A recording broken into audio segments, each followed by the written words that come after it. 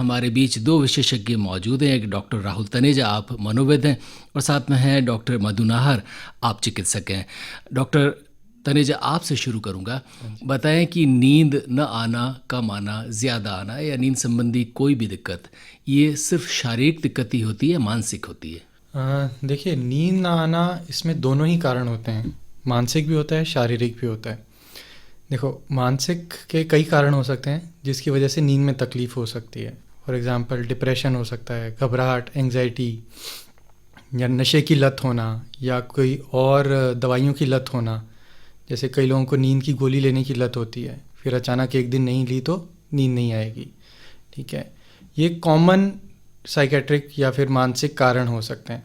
ऐसे ही बहुत सारे फिज़िकल कारण या शारीरिक कारण भी हो सकते हैं, जैसे बहुत ज़्यादा मोटापा होना। ठीक है, या फिर एक बहुत कॉमन कॉज है कि कोई बहुत ज़्यादा पेन होना, कहीं पे कोई चोट लगी है या कोई नसों का दर्द है, उसकी वजह से भी नींद नहीं आती है कभी कभार लोगों को। और कई तरह की और बीमारियाँ होती हैं, जैसे ऑब्स्ट्रक्टिव स्लीप एपनिया बोलते हैं। सोने के जब कोई लोग सोते हैं तो अचानक से जो सांस वाली नली है वो बंद होने लगती है। तो इस तरह कई सारे कारण हो सकते हैं, जिसमें वो दोनों हैं, मानसिक भी और शारीरिक भी। डॉक्टर मधु, आपसे जानना चाहूँगा, मानसिक कारणों के बारे में थोड़ी सी हमने चर्चा की, क्या क्या प्रमुख शारीरिक कारण हो सकते हैं जिससे व्यक्ति में नींद की समस्या होती है या हो सकती है? देखिए, ऐसा होता है कि नींद की जो प्रॉब्लम होती है, कि जो यूजुअली पेशेंट बोलते हैं कि हमें नींद नहीं आती है, तो हमें सबसे पहले ये जान लेना ज़रूरी है कि नॉर्मल एडल्ट, मतलब हम एडल्ट की बात करें तो नॉर्मल हमारी स्लीप साइकिल कितनी लंबी होनी चाहिए, मतलब एक एवरेज एडल्ट को कितनी नींद आनी चाहिए। तो उस पर ये होता है कि अगर 40 ईयर से 40 साल से कम का है तो मिनिमम 7 आवर्स की स्लीप या 7 घंटा उसको सोना है। 55 से 60 है तो मिनिमम 6 आवर्स। ऐसा विथ एज थोड़ी सी हमारी जो नींद का ड्यूरेशन है वो थोड़ा सा कम हो जाता है। तो हमें ये पता रहना चाहिए कि एज क्या है। शारीरिक में जैसा भी डॉक्टर साहब ने भी बताया कि 2 तरह के स्लीप एपनियाज होते हैं, जिसको हम स्लीप एपनिया बोलते हैं। उसमें होता है एक ऑब्स्ट्रक्टिव स्लीप एपनिया, एक होता है central sleep apnoea. Obstructive sleep apnoea का मतलब होता है कि जो, जैसे सपोज कोई बहुत मोटा है, उसके गले में जैसे बहुत स्पेस कम है, मतलब माउथ ब्रीदिंग करते हैं, या नेक बहुत छोटी है, जिनको अस्थमा है या ऐसा है, तो वो रात को जो स्नोर करते हैं, जिनको खर्राटे की, जिसको हम बोलते हैं कि नॉर्मल के खर्राटे आते हैं, वो ऑब्स्ट्रक्टिव स्लीप एपनिया कहलाता है। सेंट्रल स्लीप एपनिया का मतलब होता है कि हमारे ब्रेन में या मस्तिष्क में कोई दिक्कत है जिसकी वजह से हम कोऑर्डिनेट नहीं कर पा रहे। मतलब हमारा जो स्लीप सेंटर है जो ब्रेन में है और हमारी जो मसल्स है, रेस्पिरेटरी मसल्स है, उन दोनों के आपस में कनेक्शन में कोई डिफेक्ट है, तो उसे हम बोलते हैं सेंट्रल स्लीप एपनिया। फिर शारीरिक का मतलब होता है, सपोज किसी को जॉइंट प्रॉब्लम्स है, आर्थराइटिस है, कि उसको नी पेन है या एंकल पेन है या कोई सा भी पेन है या कोई न्यूरोलॉजिकल पेन है, वो अपनी पेन की वजह से नहीं सो पा रहा है, तो वो एक शारीरिक कारण हो गया। या जिसको अस्थमा है, जो खांसी के कारण नहीं सो पा रहा है, तो एलर्जी है किसी को, वो उसकी वजह से नहीं सो पा रहा है, तो ये सारे शारीरिक कारण हैं। ये 2 तरह के अपनियाज होते हैं। रेडियो लेक सिटी में आज बातें हो रही है नींद पर। हमारे बीच हैं डॉक्टर राहुल तनेजा और साथ में डॉक्टर मधु नाहर। डॉक्टर नाहर, आपसे जानना चाहूँगा कि ये जो नींद है, इसके बारे में अलग अलग चीज़ें सुनाई पड़ती हैं। आपने भी जिक्र किया, कुछ लोग कहते हैं कि साहब 8 घंटे की नींद तो आपको आनी ही चाहिए, और कुछ लोग कहते हैं कि नहीं साहब 6 घंटे बहुत है, 7 घंटे बहुत है। और कुछ लोगों का ये भी कहना है कि नींद का समय भी महत्वपूर्ण है, आप जितना जल्दी सोएं, जैसे early to bed early to rise बचपन से पढ़ते आए। बताएं कि जल्दी सोना, जल्दी उठना और क्या 8 घंटे की ही नींद होना, ये हमारे लिए ज़रूरी होते हैं? देखिए, ऐसा होता है कि वही बात हुई कि स्लीप साइकिल कितनी होनी चाहिए, मतलब आपको कितने घंटे के लिए सोना ज़रूरी है। तो जैसा मैंने अभी पहले भी बताया कि 40 साल का अगर कोई है तो हम एवरेज मानते हैं कि उसको 7 घंटे की नींद आनी चाहिए। जैसे जैसे उम्र बढ़ती गई, सपोज 55 से 60 ईयर्स में हो गया तो 6.5 घंटे, और 80 ईयर्स के आसपास हो गया तो हम बोलते हैं कि 6 घंटे की नींद आनी चाहिए। अब ये नींद का टाइमिंग क्या है, मैं आपको, तब नॉर्मल जो साइंटिफिक है यह है कि जो बेस्ट स्लीप कब आती है हमको, बेस्ट स्लीप का टाइम होता है कि रात को 10 बजे से सवेरे 5 बजे तक। उसमें भी 2 पैटर्न होते हैं, कभी कभी बोलते हैं कि दिन में 1 बजे से 3 बजे तक की, सवेरे 2 बजे से 4 बजे तक की जो स्लीप होती है वो सबसे डीप स्लीप होती है। तो ये 2 हैं। अब ये इंडिविजुअल पे डिपेंड करता है। नॉर्मल वर्किंग जो है, जो 8 घंटे की ड्यूटी करते हैं, उनके लिए सर्विस जो भी करते हैं या बिजनेस जो भी करते हैं उनके लिए बेस्ट होता है कि मिनिमम 7 आवर्स की स्लीप, क्योंकि ये डायरेक्टली लिंक होता है कि सपोज 6 या 7 घंटे आप नहीं सोए तो जो दूसरा दिन है आपका वो अफेक्ट होता है। वो कैसे अफेक्ट होता है कि जब आप पूरी स्लीप नहीं रहते हैं तो दूसरे दिन का जो आपका रूटीन है आपको बहुत वीक लगेगा, लेथार्जिक लगेगा। आपकी जो मतलब कहना चाहिए कॉग्निटिव फंक्शन, जो मेंटल स्टेटस है वो आपका ठीक नहीं रहेगा। आप दिन भर सोते रहेंगे, आपकी कंसंट्रेशन पावर पुअर हो जाएगी। जैसे स्टूडेंट्स हैं सपोज, उनके लिए भी बोलते हैं कि जैसे टीनेजर्स हैं, टीनेजर्स के लिए बोला कि 8 आवर्स सोना जरूरी है। स्टूडेंट्स को 8 आवर्स से 9 आवर्स सोना जरूरी है। वो सिर्फ इसलिए कि उनको प्रॉपर रेस्ट मिले, दूसरा दिन उनका नॉर्मल निकले, दूसरे वो डे टू डे एक्टिविटी है जो दूसरे दिन की वो पूरी करें। अब इसमें सबसे ज़्यादा प्रॉब्लम ऐसे आती है कि जैसे सपोज जेट लैग हो गया किसी को, या जिसको हम पैरासोमनियास, बहुत तरह तरह के स्लीप डिसऑर्डर्स होते हैं। जैसे कोई शिफ्ट ड्यूटी करता है तो शिफ्ट ड्यूटी में वो नाइट की शिफ्ट करेगा, उसको तो उसकी जो स्लीप साइकिल है, जो सर्कैडियन रिदम होती है, वो उसी तरफ से चेंज हो जाती है। But minimum 6 to 8 hours sleep लेना बहुत ज़रूरी है। या डॉक्टर मधु, एक बात और जानना चाहूँगा, बहुत सारे लोग दिन में 1 घंटे, आधे घंटे अगर मौका मिल जाए तो 1.5-2 घंटे की नींद निकाल लेते हैं। कुछ लोग फिर ये शिकायत करते हैं कि हम दिन में सो लिए इसलिए मैं रात में अच्छी नींद नहीं आई। कुछ कहते हैं कि साहब दिन में थोड़ी सी नींद जो है वो थकान दूर करने के लिए ज़रूरी हो जाती है, ख़ास तौर पर गृहिणियों के लिए। ये दिन की नींद भी क्या हमारे लिए ज़रूरी होती है, और अगर होती है तो इसका भी हमारी रात की नींद पर कुछ फ़र्क पड़ता है? देखिए, अभी जैसे मैंने बोला था कि दिन में 1 से 3 बजे और रात को 2 से 4, ये सबसे डीप साइकिल होती है जो स्लीप की हमारी, वो बेस्ट मानते हैं। अब जो सवेरे नॉर्मल गृहिणी जिसकी आप बात कर रहे हैं, जो सवेरे जिनका रूटीन सपोज 5 बजे शुरू होता है या 6 बजे शुरू होता है, वो दिन में 1-1.5 बजे तक नॉर्मल फिजिकल जो उनकी एक्टिविटी होती है, डेफिनेटली वो टायर्ड होंगे ही होंगे। तो उनको 1 से 2 के बीच में सारा काम करने के बाद एक जिसको बोलते हैं नैप, आफ्टरनून नैप, तो वो उनके लिए इसलिए ज़रूरी हो जाती है कि उनको रेस्ट मिल जाए थोड़ा सा, मतलब। और उसमें ये होता है कि आप थोड़ी देर के लिए भी, अगर सपोज 10 मिनट के लिए भी आपने आंख बंद कर ली, तो आपका मेंटल जो स्टेटस होता है वो बहुत पीसफुल हो जाता है। आपको आंख ब्लिंक करने से ही रेस्ट मिल जाता है। तो जो लेट इवनिंग है आपकी, कि आप डिनर फिनिश करोगे, सब कुछ बच्चे देखोगे या जो हस्बैंड है, फिर रात को 10 बज जाएगी या 11 बज जाएगी, फिर जो 11 बजे तक, शाम के 3 बजे से 11 बजे तक आप उस पीरियड में बिल्कुल एक्टिव रहते हैं। इसलिए दिन में आधा घंटा सोना, 1 घंटा सोना ना तो हेल्थ के लिए ख़राब है, ना उसका कोई साइड इफ़ेक्ट है। बट ये है कि दिन में अगर 4 घंटे सो गए तो डेफिनेटली आपका स्लीप ड्यूरेशन तो 6 से 8 आवर्स है, वो आपको रात को नींद नहीं आएगी। डॉक्टर राहुल तनेजा, जैसा कि अभी बातचीत में जिक्र हुआ कि और बहुत सारे लोगों के जो फंक्शंस होते हैं, उनके काम होते हैं, उसके साथ शिफ्ट ड्यूटीज़ जुड़ी। अब कोई व्यक्ति रात में ही कार्य कर रहा है या अर्ली मॉर्निंग काम पे जा रहा है, और इसके साथ साथ स्टूडेंट्स, ख़ास तौर पर कई लोगों को ये होता है कि हम रात में पढ़ेंगे, देर तक पढ़ते हैं, तो इनके जो स्लीप के साइकिल्स हैं वो डिस्टर्ब होते हैं। तो बताएं कि ये जो स्लीप के साइकिल्स डिस्टर्ब होते हैं, इससे भी हमारी नींद, हमारे मनोवैज्ञानिक स्वास्थ्य पर कुछ असर पड़ता है? इससे पड़ता है। जैसे अगर हम देखो, हमारी बॉडी को ट्यून हो जाती है एक पर्टिकुलर पैटर्न में। अगर हम रेगुलर शिफ्ट करते रहेंगे, आज मैं दिन की ड्यूटी करिए, नेक्स्ट डे नाइट की ड्यूटी करिए, फिर नेक्स्ट डे दिन की करिए, तो हमारे ब्रेन की जो सर्केडियन रिदम है दैट विल गेट अफेक्टेड, वो अफेक्ट हो जाती है। बिकॉज उसको एक पैटर्न चाहिए कि मैं इतने बजे उठूँगा, इतने बजे सोऊंगा, जिसे हम बायोलॉजिकल क्लॉक, हाँ, जिसे हम बायोलॉजिकल क्लॉक कहते हैं। और वो बायोलॉजिकल क्लॉक सन के थ्रू भी रेगुलेट होती है, सूरज की रोशनी से। अगर आप रात को देर तक जागेंगे, 1-2 दिन में तो दिक्कत नहीं है बगड़ा, पर जैसे स्टूडेंट्स हैं, उनका डेली का पैटर्न बन जाए कि रात को 2 बजे 3 बजे सोएंगे, सुबह 4-5 बजे उठेंगे, तो उनसे उनकी स्लीप की क्वालिटी भी अफेक्ट होगी। जैसे मैम ने ऑलरेडी बताया कि 2 से 4 में सबसे डीप स्लीप है, आप सो गई 3-4 बजे तो फिर डीप स्लीप कैसे आई, और ड्यूरेशन ऑफ स्लीप भी इफेक्ट होगा, और इससे नेक्स्ट डे की उनकी फंक्शनैलिटी भी इफेक्ट होगी। डॉक्टर राहुल तनेजा और डॉक्टर मधु नाहर हमारे बीच हैं। डॉक्टर तनेजा, मैं ये आपसे जानना चाहूँगा कि ख़ास तौर पर जो बच्चे हैं उनकी नींद को लेकर आजकल माँओं की बहुत शिकायतें रहती है, सो जा लेकिन फिर नहीं सोते, और ख़ास तौर पर टीन एज में कई लोगों को रात्रि जागरण के एक तरह से शौक भी लग जाते हैं, और दिन में वो सोते हैं और देर तक सोते हैं, यानी सुबह 10 बजे 11 बजे, और बच्चे चिढ़ भी जाते हैं कि 11 बजे मुझे क्यों जगाया, अभी तो मैंने पूरी रात पढ़ाई की है। ये जो रात्रि जागरण है, ये हमारे मनोवैज्ञानिक स्वास्थ्य पर और हमारे नींद पर कितना असर डालता है?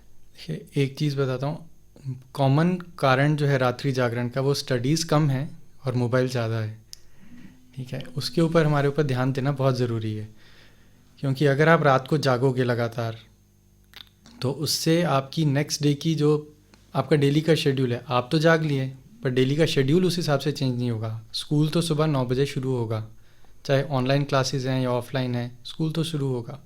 अगर आप रात में नहीं सोओगे, चाहे आप पढ़ रहे हो या मोबाइल पे हो, नेक्स्ट डे जो टीचर्स आपको पढ़ाएंगे वो आप अफेक्ट होगा, आपको समझ नहीं आएगा। नेक्स्ट डे बच्चे खेल रहे होंगे, आपको थकान होगी। तो इस तरीके से आपकी जो मनोवैज्ञानिक स्थिति है, जो आपकी एक्टिविटी होनी चाहिए, ब्रेन की एक्टिविटी, वो डल हो जाती है। डॉक्टर मधु, ये जो स्लीप का साइकिल बिगड़ता है या रात्रि जागरण आप कर रहे हैं, इससे धीरे धीरे हमारे शरीर पर भी कुछ फ़र्क पड़ता है और हमें कुछ और बीमारियां भी हो सकती हैं क्या? उसमें नॉर्मली जो स्लीप साइकिल होती है उसमें हम मेडिकली उसको 5 स्टेजेस में डिफाइन करते हैं। Stage 1, stage 2, stage 3, stage 4 and stage 5। एक हम बोलते हैं NREM स्लीप, एक बोलते हैं हम REM स्लीप। NREM स्लीप का मतलब होता है non rapid eye moments, REM का मतलब होता है रैपिड आई मोमेंट्स। तो जो स्टेजेस ऑफ स्लीप होती है सारा उस पर डिपेंड करता है। सपोज नॉर्मली हम साइकिल जैसे 5 स्लीप स्टेजेस हो गई, उसमें एवरेज एक को हम 90 मिनट्स मानते हैं, तो 90 × 5 इतने आवर्स की स्लीप हमें चाहिए ही चाहिए। अब उसमें जब स्टेज 1 स्लीप है सपोज, उसमें हम बोलते हैं कि जैसे आप नींद में जैसे ही सोने जाते हो, रात को 10 बजे जैसे आप सोने गए, आने वाला 40 मिनट्स 30 मिनट्स आप इजीली उठ जाते हो या आपको आवाज़ें सुनाई देती है साइड की, तो वो स्टेज 1 है। आपको आराम से कोई भी उठा लेगा, आपको सुन रहा है कि आसपास क्या हो रहा है। फिर हम कहते हैं कि स्टेज 2 में आ गए। स्टेज 2 में मतलब होता है आप सो रहे हैं बट जैसे आपका फ़ोन कॉल आ गया या आप किसी ने बेल बजा दी तो आप उठ गए। फिर स्टेज 3, 4 में क्या होता है, आप डीप स्लीप में चले जाते हो। उस स्लीप के स्टेजेस पे डिपेंड करता है हमारी जो बॉडी का जो नॉर्मल हम बोलते हैं हार्मोन बैलेंस होता है। ये सारा का सारा रिपेयर वर्क जो डीप स्लीप होती है उसमें हमारा कहना चाहिए कि एक इम्यून सिस्टम का रिपेयर एंड रीबिल्डिंग का जो काम होता है ये स्लीप साइकिल्स पे होता है। तो जो हमारा सबसे ज़्यादा एक मेलेटोनिन हार्मोन होता है जो स्लीप पैटर्न के लिए रिस्पॉन्सिबल होता है, एक ग्रोथ हार्मोन होते हैं जो डीप स्लीप में सिक्रीट होते हैं। तो जब भी साइकिल डिस्टर्ब होएगी तो सारा हार्मोनल इम्बैलेंस हो जाएगा। हार्मोनल इम्बैलेंस हो जाएगा तो ओबेसिटी हो जाएगी, डिप्रेशन हो जाएगा, तो अल्टीमेटली आपके इम्यून सिस्टम बिगड़ जाएगा या आपको रेस्पिरेटरी प्रॉब्लम हो जाएगी, आप डिप्रेशन में चले जाएंगे, एंजाइटी में चले जाएंगे। तो अल्टीमेटली ये सारा आपकी डे टू डे लाइफ को अफेक्ट करेगा और आपको दूसरी मेडिकल इलनेसेस हो जाएगी। ये सब है। डॉक्टर नाहर, थोड़ी सी आपने एक जिक्र किया था, एक शब्द का इस्तेमाल किया था मेलेटोनिन, और इसके साथ साथ और भी बहुत सारी चीज़ें हैं। नींद लेने के लिए भी आजकल लोग इस मेलेटोनिन को लेने लग गए हैं और दूसरी दवाइयाँ भी कई बार डॉक्टर्स भी उन्हें प्रिस्क्राइब करते हैं। और इनके साथ दूसरी शिकायतें कुछ लोगों को ये भी आती है कि धीरे धीरे वो नींद लेने के लिए इन गोलियों के इतने अभ्यस्त हो जाते हैं कि शायद ये ना ले तो उन्हें नींद ही ना आए। पता है कि ये जो तमाम आर्टिफिशियल तरीके हैं ड्रग्स के रूप में जो नींद के लिए इस्तेमाल करते हैं, ये कितने प्रामाणिक हैं और इन्हें क्या इस्तेमाल किया जाना ज़रूरी होता है? देखिए, जो मेलेटोनिन जो होता है जो हमारे इवनिंग में सबसे ज़्यादा राइज होता है वो नॉर्मल स्लीप साइकिल के लिए, सोने के लिए ज़रूरी होता है। नॉर्मली जैसे मैं फिजिशियन हूँ, हम लोग यूजुअली मेलेटोनिन नहीं प्रिस्क्राइब करते हैं। It's most of the time prescribe by the psychiatrist या साइकोलॉजिस्ट।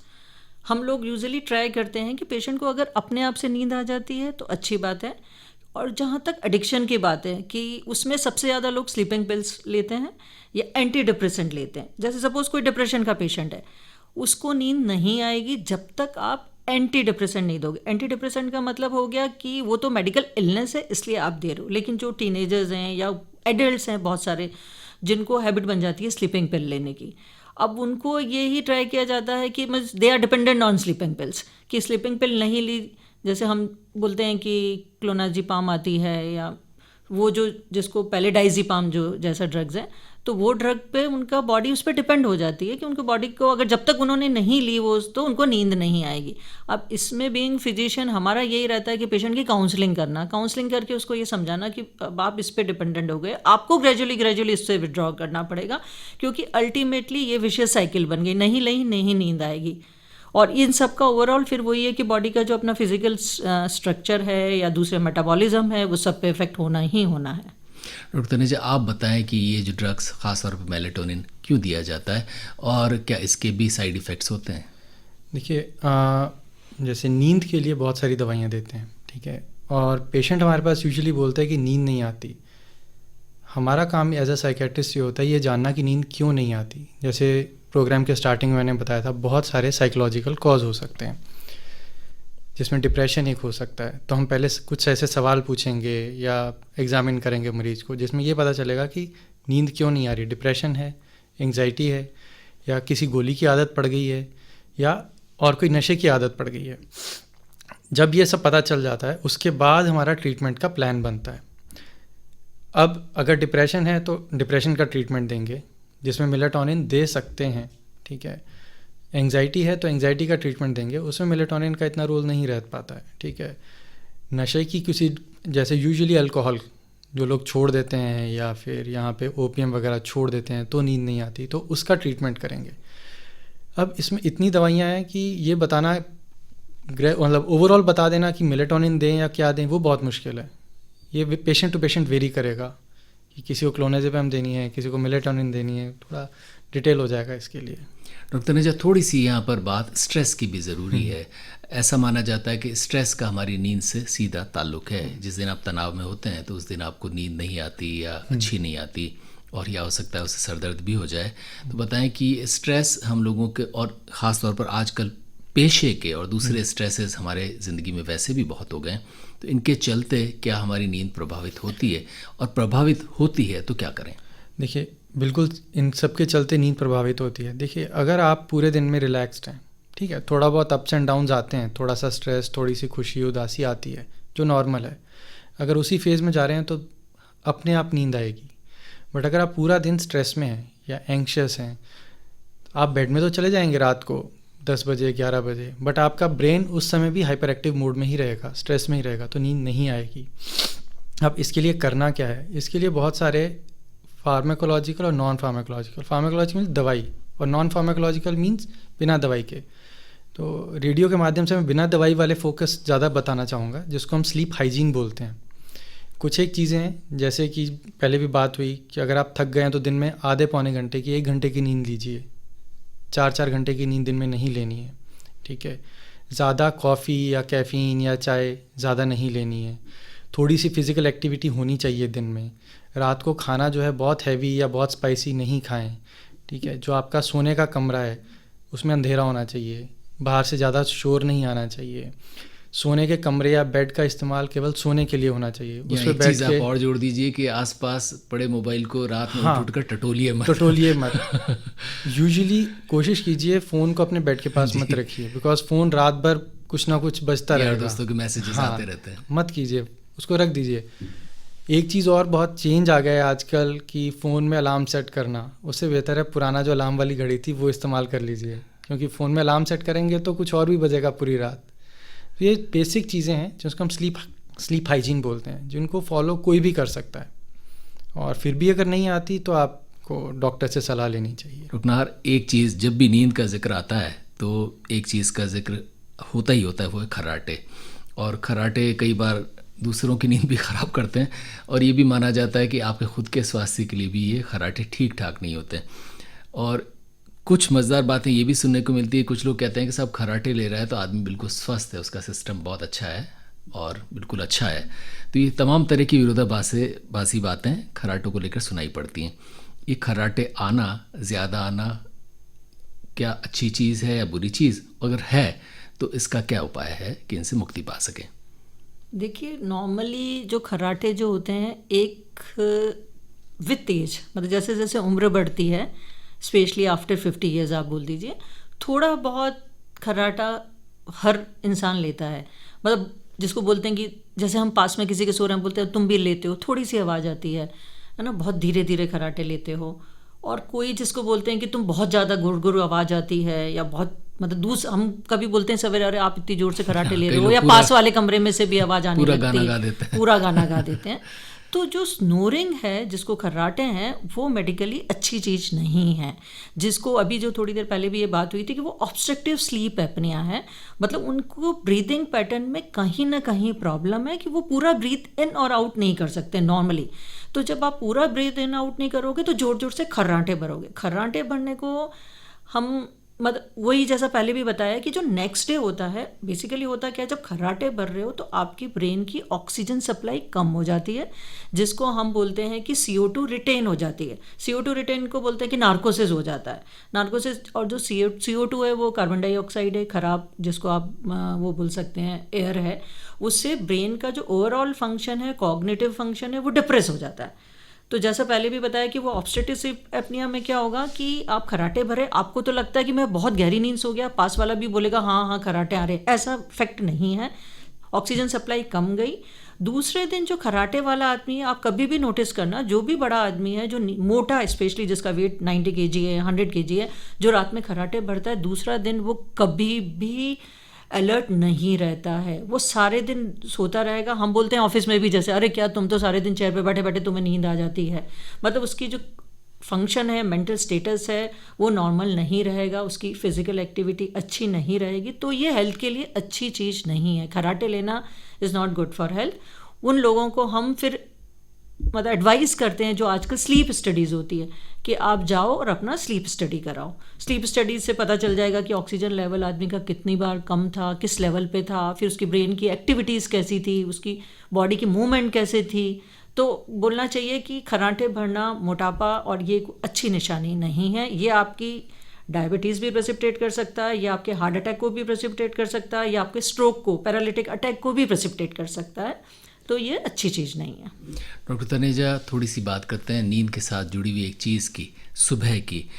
आजकल शहरों में ख़ास तौर पर बहुत सारे लोग ऐसे होंगे जिन्होंने शायद भोर का सूरज या तो महीने से नहीं देखा, या 2 महीने से नहीं देखा, या हो सकता है कईयों ने सालों से नहीं देखा हो। ये भोर का सूरज देखना थोड़ा सा आजकल मुश्किल हो गया है। और इसके साथ साथ बहुत सारे लोग सुबह उठते ही बहुत सारी शिकायतें करते हैं, जिनमें पीठ में दर्द, कमर में दर्द, कंधे में दर्द या पाँव में दर्द। सुबह किसी न किस्म के दर्द और नींद होने के बाद भी आलस या दर्द की शिकायत करते हैं।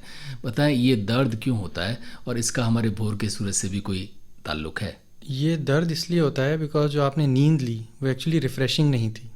रिफ़्रेशिंग मीन जो रेगुलर स्टेजेस बताई थी मैम ने, पहले NREM स्टेज आती है, फिर REM स्टेज आती है, फिर ग्रेजुअली जो प्रोसेस चलता है पूरी नाइट में, ये कहीं ना कहीं डिस्टर्ब था। कभी कभार क्या होता है, पेशेंट ये बोलेगा या आम आदमी ये बोलेगा कि मैं सोता तो 6 घंटे हूँ, बट जब मैं सुबह उठता हूँ तो थकान होती है। इट मीन्स आपकी जो वो स्टेजेस थी वो रेगुलर नहीं थी, वो कहीं ना कहीं डिस्टर्ब थी। वो क्यों डिस्टर्ब थी, उसके पीछे फिर से कई कारण आ जाते हैं, जिसमें से एक कारण फिज़िकल कारण हमने पहले डिस्कस किया, एपनिया हो सकता है, स्ट्रेस हो सकता है। कभी कभार क्या होता है कि जैसे आपको नींद आई और लोग ये बोलेंगे मुझे ना रात भर सपने आते रहे बहुत ज़्यादा। वो एक्चुअली सपने इसलिए आते रहे बिकॉज आपका रात भर ब्रेन डीप स्लीप में जा ही नहीं पाया, पूरी रात हाइपर एक्टिव मोड में ही कहीं ना कहीं चलता रहा। और जब आप सुबह उठेंगे तो जो रिप्लेनिश होना था, जो रिकवरी होनी थी, वो सब नहीं हुई। वो जो रात की 9 बजे की थकान थी वही लेके आप सुबह 6 बजे उठे हो, इसका ये कारण होता है। और जहाँ तक दूसरा सवाल था कि सुबह का सूरज जो है, भोर का सूरज, वो अच्छा होता है बिकॉज उस समय दोनों फिज़िकल और साइकोलॉजिकल दोनों तरीके से आपको हेल्प करता है। फिज़िकल ये बिकॉज बायोलॉजिकली देखा गया है बहुत सारे हार्मोन्स का लेवल मॉर्निंग में राइज होता है, उस समय आपको उठ रहे हो, तो उस तरीके से physically it is helpful. Psychologically आप उठते हो, एक सही टाइम पे आपके दिन की शुरुआत होती है। अगर आप 8 बजे उठोगे और 9 बजे ऑफिस पहुंचना है तो आपकी शुरुआत ही हड़बड़ाहट से होगी। 6 बजे उठोगे, वॉक भी कर सकते हो, so that is why it is helpful. Doctor Rahul Taneja, मनोविज्ञान में ड्रीम एनालिसिस एक अलग तरह से विज्ञान का एक पूरा चैप्टर है, या यूँ मान के चलिए कि उस पर बहुत सारी किताबें मनोवैज्ञानिकों ने लिखी है। बताएं कि ये सपने, कई लोग सुबह सुबह बयान भी करते हैं कि मुझे रात को ये सपना आया, मैंने उस हीरोइन के साथ डांस कर लिया। कुछ लोग कि रात में मुझ पर भूत ने हमला किया। यानी अच्छे बुरे सब तरह के सपने हमें आते हैं, और कुछ को फिर उसके साथ दूसरी बड़ी जुड़ी हुई लोकाचार की बातें कि सुबह तूने ये सपना देखा है तो वो सच होगा ही होगा। तो ये सपने सारे अच्छे बुरे जैसे भी हैं, इनका हमारे स्वास्थ्य से, हमारी नींद से कोई लेना देना है? देखो, सपने जब भी आप सोएंगे सपने तो आएंगे, जिसे हम रेडियो या ब्लैक एंड वाइट दोनों आएंगे। हाँ, सपने तो आएंगे, जिसे हम एक स्टेज बोलते हैं REM स्लीप, उसमें सपने तो आते हैं। अब यूजुअली हमें सुबह का सपना इसलिए याद रहता है बिकॉज जैसे जैसे नाइट गुजरती है, ये जो REM वाले स्लीप था उसकी ड्यूरेशन बढ़ती जाती है, NREM की घटती जाती है, तो आपको सुबह वाली चीज़ याद रह जाती है, रात वाली रात को 2 बजे जो आई थी वो याद नहीं रहती। अब एक बात यह है कि कुछ लोग ये बोलते हैं कि सपने बहुत ज़्यादा आए, तो वो थोड़ी सी प्रॉब्लम की बात है। अगर सपने पूरी रात ज़्यादा आ रहे हैं तो इट मीन्स पूरी रात आपकी REM ज़्यादा आती रही। जो डीप स्लीप थी स्टेज 3 और स्टेज 4 NREM वो नहीं आ पाई। अगर ऐसा आ रहा है तो थोड़ा सा चिंता की बात है। यानी सपनों पर वॉच रखें। नहीं, वॉच मत रखें, इतना वॉच रखेंगे तो फिर नींद नहीं आएगी। ठीक है, जस्ट सोइए। अगर आपको एक लाइन बताना चाहूँगा, अगर आपको सुबह उठ के लगता है कि मैं फ्रेश नहीं हूँ जी, तो आपको थोड़ा सा सोचना चाहिए। अदरवाइज सपने आए नहीं आए, बहुत सारे लोग ये भी बताते हैं कि मुझे सपने ही नहीं आए।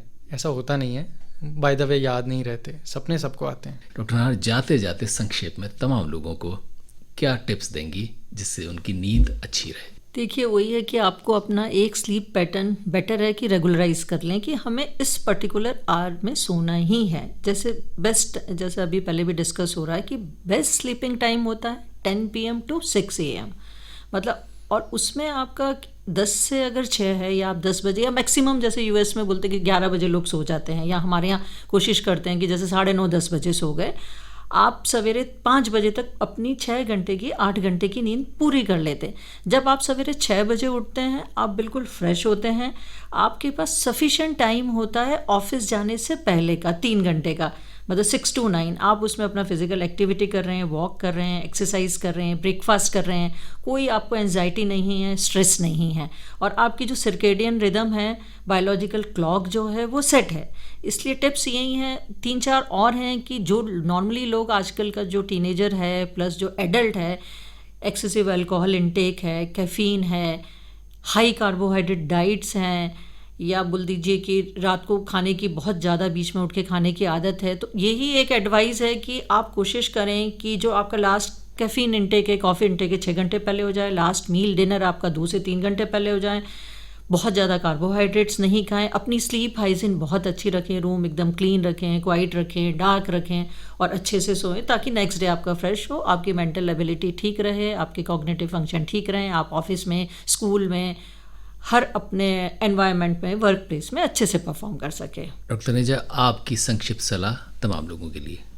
ऑलमोस्ट यही है, स्लीप हाइजीन मेंटेन कीजिए जो ऑलरेडी डिस्कस हो चुका है, और दूसरा ये कि अपने आप से नींद की गोलियां मत खाइए। अपने आप से खाएंगे तो एडिक्शन होता है। अगर आप थोड़े दिन लिया, डॉक्टर लिखते हैं कभी नींद की प्रॉब्लम है, लिखते हैं, बट वो साथ में लिखते हैं कितने दिन के लिए, उतने दिन के बाद डॉक्टर से मिलिए। अपने आप से लेंगे, आदत पड़ जाएगी, फिर छुड़वानी मुश्किल हो जाएगी। डॉक्टर राहुल तनेजा और डॉक्टर मधु नाहर, आपका हृदय से आभार।